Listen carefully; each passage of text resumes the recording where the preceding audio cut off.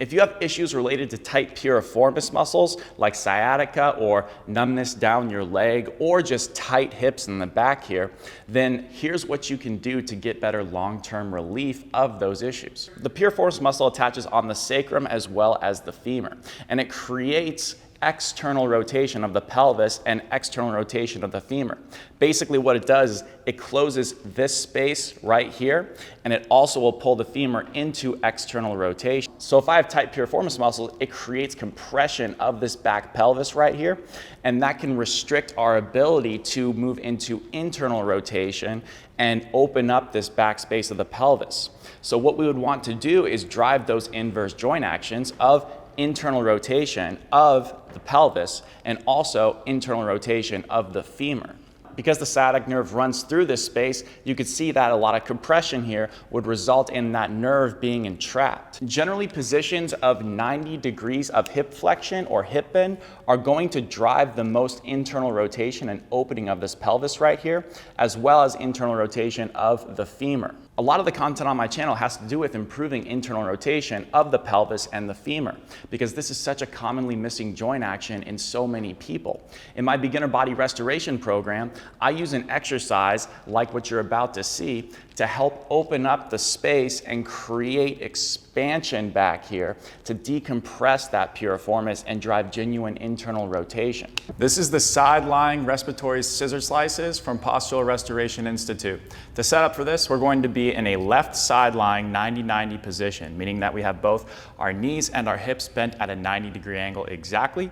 We want to make sure that our feet are flat on the wall and we have our feet more or less in line with our knees and our hips. So that ball should be a big enough size to where we can do that. So what we'll do now is begin by keeping the whole foot flat on both feet. Reach the right knee forward just a couple of inches, keeping the tuck, and the upper body shouldn't move whatsoever. And then we're going to gently press up into the ball with the left knee. Just a 2 out of 10 intensity is all we need here. And you will feel your left inner thigh adductor muscle kick on. Do that as you inhale through your nose. Exhale, and now just go a centimeter or 2 further. And then inhale through your nose, lift up, just 2 out of 10 with that left knee. You should feel a lot of inner thigh, but not so much that it cramps. If you're cramping, you're probably going too hard. So back off and stay within your means. The most common mistake on this is people will have their upper body follow with them as they roll forward. We do not want that to happen. We want this to come from the pelvis and the femur, so make sure your upper body is totally quiet. However, we also want to make sure we maintain our tuck. So it's easy to roll that knee forward if we extend through our back. So make sure that your pelvis is staying tucked the entire time and your whole foot is staying flat. If you lose the whole foot flat or if you lose the tuck of your pelvis, you've gone too far. Another way you could do that would be a posterior hip capsule stretch. So to set up for this, we want something that's around waist height. You can be a little bit higher or lower, but as long as you can rest your palms and forearms comfortably on it, in the end position, we're gonna be in a good spot. And then we want a book about 1 inch to 1.5 inches, maybe 2 inches max, underneath our back foot. And this book should be big enough that we can keep our whole foot flat on it.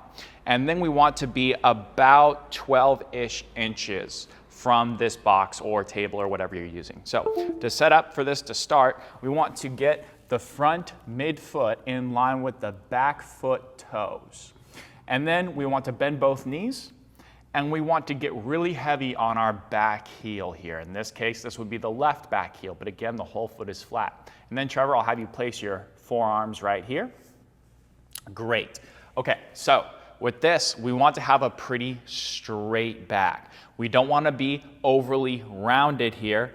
We want to be really straight, but not so straight that we're extending the crap out of our back. We want to just have a very flat spine.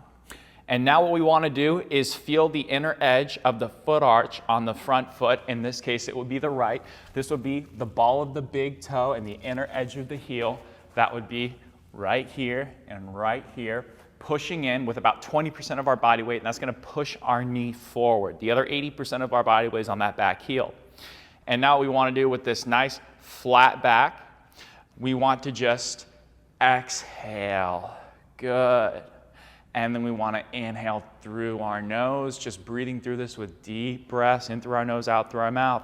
We should feel a big, big stretch in this back left hip or whatever side is back. And we want to make sure that the hip is slightly outside of the knee. And we can show you that from a rear view as well. From a backside perspective, we should have the hip slightly outside of the knee, and the knee should be pushing slightly inwards. And that'll give us some inner thigh on that side. So to summarize, what we're trying to feel in this position is a little bit of the front knee going forward via the push of the foot arch on that side. A little bit of that inner groin on this back leg because the knee is going in, but our weight is on our heel in the back, which is going to allow us to shift back on this left and feel this stretch in this back hip right here. And then we're just going to breathe in that position nice and controlled. Try these exercises out 2 to 3 times a day for about 5 breath cycles each and see what happens.